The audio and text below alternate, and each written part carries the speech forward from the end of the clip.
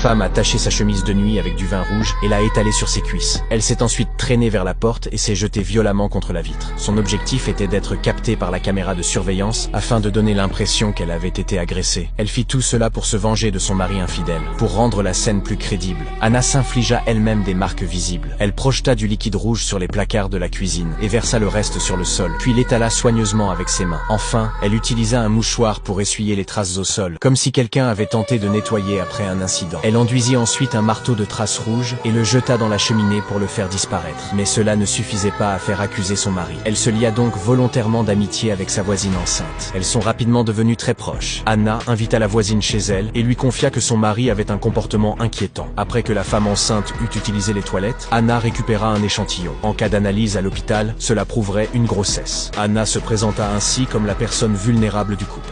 En secret, elle vida les cartes de crédit de son mari, achetant une grande quantité d'objets de luxe pour hommes qu'elle stocka dans une maison abandonnée. Une fois cela fait, elle augmenta la couverture de son assurance vie en désignant son mari comme bénéficiaire. Pour créer une chaîne de preuves solide, Anna passa des nuits entières à écrire 200 entrées de journal intime. Elle y raconta leur relation d'une manière à la fois crédible et lourde émotionnellement. Puis, elle brûla volontairement une partie du journal et le laissa là où la police le trouverait. Enfin, elle se coupa les cheveux, les teignit, ainsi que ses sourcils, puis se provoqua une blessure visible à l'œil à l'aide d'un objet. Quand tout fut